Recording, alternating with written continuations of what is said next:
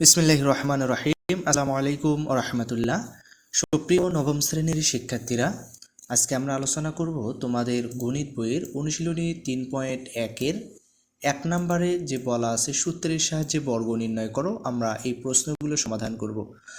তো বর্গ নির্ণয় করার জন্য আমাদের দুটি প্রধান সূত্র লাগে। সেই সূত্র দুটি হচ্ছে a plus B all square equal square plus 2ab plus B square, আর একটা হচ্ছে a minus B all square equal square minus 2ab plus B square. তো এই সূত্র দুইটার সাহায্যে সূত্রের সাহায্যে বর্গ নির্ণয় করো যে প্রশ্নগুলো আছে আমরা সমাধান করব।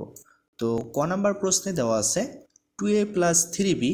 তো 2a প্লাস 3b এর বর্গ হবে 2a plus 3b all square.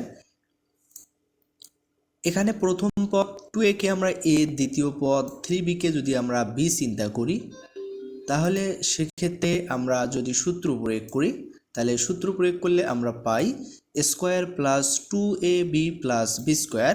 তো এক্ষেত্রে 2a এর উপর স্কোয়ার মানে হচ্ছে 2 এর উপর স্কোয়ার, এর উপর স্কোয়ার, সেক্ষেত্রে হবে 4a স্কোয়ার। আর 2 into 2a plus 2 into 2a into 3b।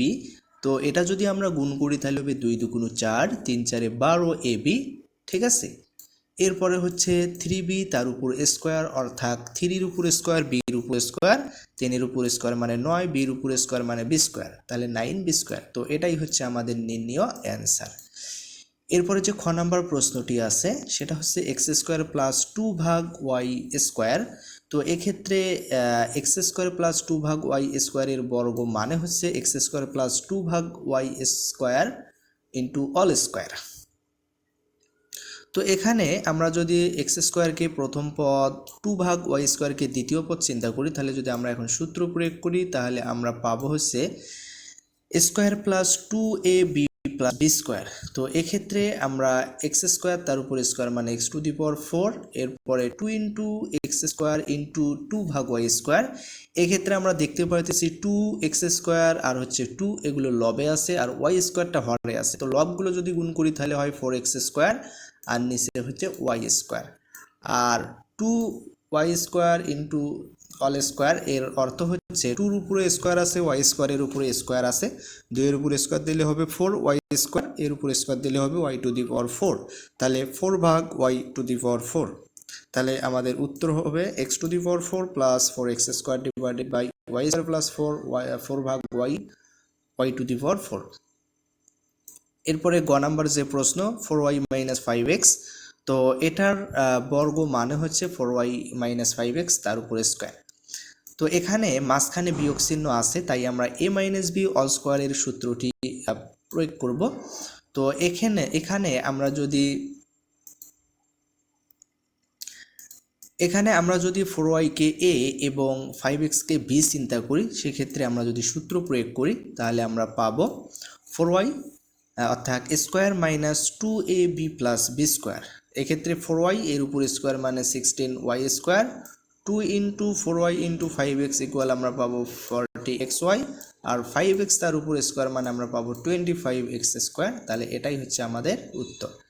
এরপরে যে ঘ নাম্বার প্রশ্ন 5x স্কোয়ার মাইনাস ওয়াই এর বর্গ মানে হচ্ছে 5x square minus Y all square.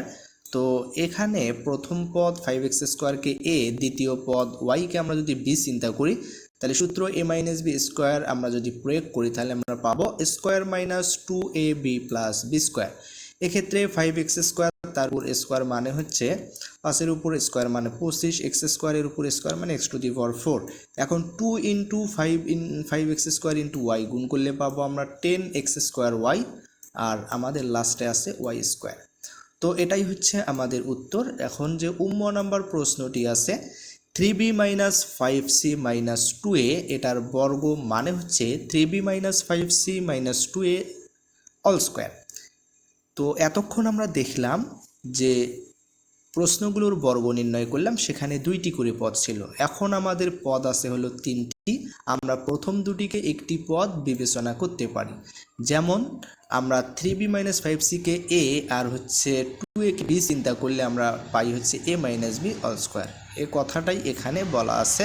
তাহলে আমরা সূত্র প্রয়োগ করলে পাই square minus 2ab plus B square.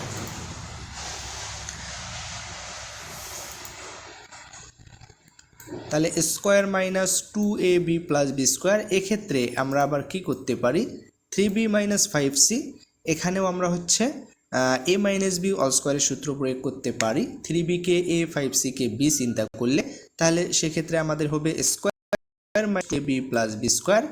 এখন এখানে দেখা যাচ্ছে 2 into 3b minus 5c into 2a গুণন আকারে আছে।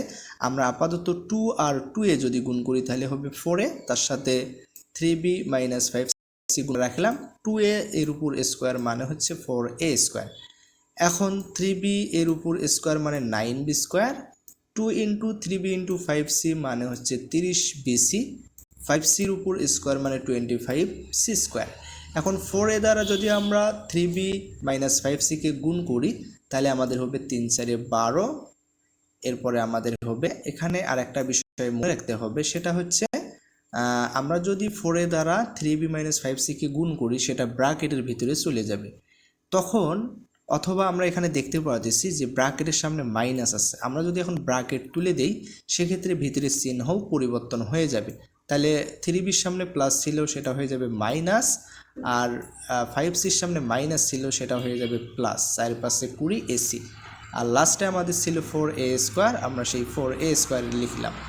তাহলে আমরা যদি একটু সুন্দরভাবে সাজিয়ে লিখি তাহলে এটাই হবে আমাদের নির্ণেয় উত্তর। ঠিক আছে, এরপরে যে আমাদের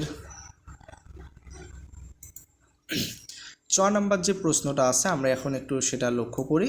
তাহলে 6 নম্বর প্রশ্নে আমাদেরকে দেওয়া আছে ax minus by minus CZ. তো এক্ষেত্রে এটার বর্গ মানে হচ্ছে x minus by minus CZ all square. তো এখানে প্রথম দুইটা পদকে আমরা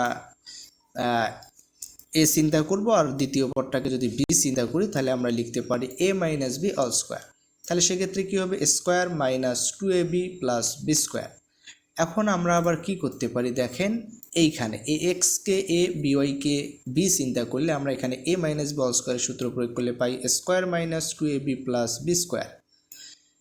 আর এক্ষেত্রে আমাদের 2 into A X minus BY into CZ গুণন আকারে আছে, আমরা যদি 2 আর সিজেড গুণ করি তাহলে হবে 2 সিজেড, তার সাথে আমরা এ এক্স মাইনাস বিওয়াইটা গুণন আকারে রাখলাম, আর সিজেড তার উপর স্কোয়ার মানে সি স্কোয়ার জেড স্কোয়ার। আচ্ছা, এখন আমরা হচ্ছে এ এক্স এর উপর স্কোয়ার মানে square x square, 2 into A x into by গুণ করলে হবে 2ab এক্স ওয়াই, বিওয়াই তার উপর স্কোয়ার মানে বি স্কোয়ার ওয়াই স্কোয়ার। এখন আমাদের এখানে আমরা যদি লক্ষ্য করি 2 CZ A X minus by এর সাথে গুণন আকারে আছে এবং এবং ব্র্যাকেটের সামনে মাইনাস আছে।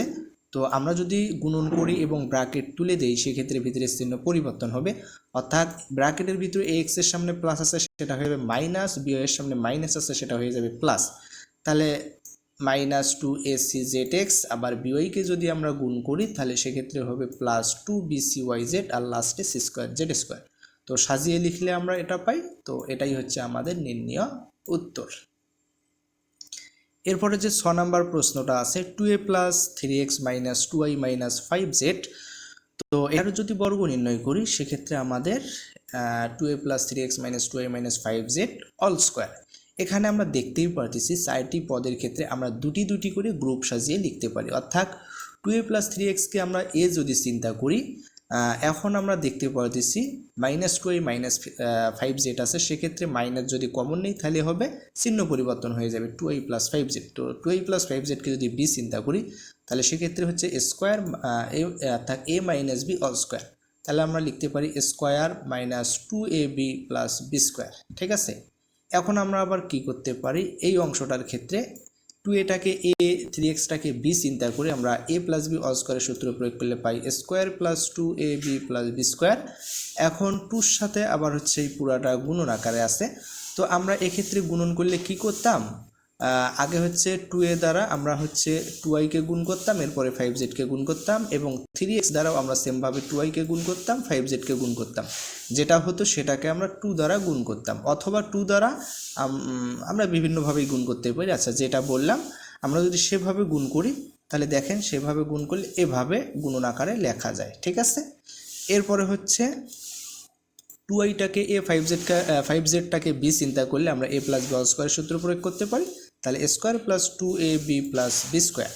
এখন দেখেন এখান থেকে আমরা আসলে কি পাই, 2a এর উপর স্কোয়ার মানে আমরা পাই হচ্ছে 4a স্কোয়ার, এরপর 2 ইন্টু 2a ইন্টু 3x গুণ করলে আমরা পাই 12x, এরপর 3x এর উপর স্কোয়ার মানে আমরা পাই 9x স্কোয়ার।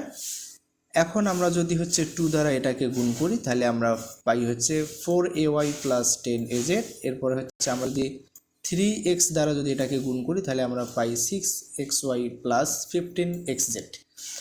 এরপরে আমরা 2y এর উপর স্কোয়ার মানে পাই হচ্ছে 4y স্কোয়ার, এরপরে 2 ইন্টু 2y ইন্টু 5z সমান আমরা পাই 20yz, এরপরে 5z এর উপর স্কোয়ার মানে আমরা পাই 25z স্কোয়ার। ঠিক আছে, এখন দেখেন আমরা হচ্ছে এক্ষেত্রে আমরা যদি ব্র্যাকেট তুলে দিই তাহলে আমাদের যেটা আছে সেটাই লিখতে পারবো। এখন 2 সামনে বা এই অংশটার সামনে আমরা দেখতে পাচ্ছি মাইনাস আছে, এই যে মাইনাস আছে। তো আমরা যদি এখন 2 দ্বারা গুণন করে দেই এবং একই সাথে ব্র্যাকেট তুলে দেই সেক্ষেত্রে ভিতরের চিহ্ন পরিবর্তন হয়ে যাবে। ঠিক আছে, তাহলে আমরা 2 দ্বারা 4ay কে গুণ করলে পাই 8ay, 2 দ্বারা 10az কে গুণ করলে পাই 20az, এরপর হচ্ছে 6xy কে গুণ করলে পাই হচ্ছে -12xy এবং প্লাস 15xz কে গুণ করলে পাই -30xz।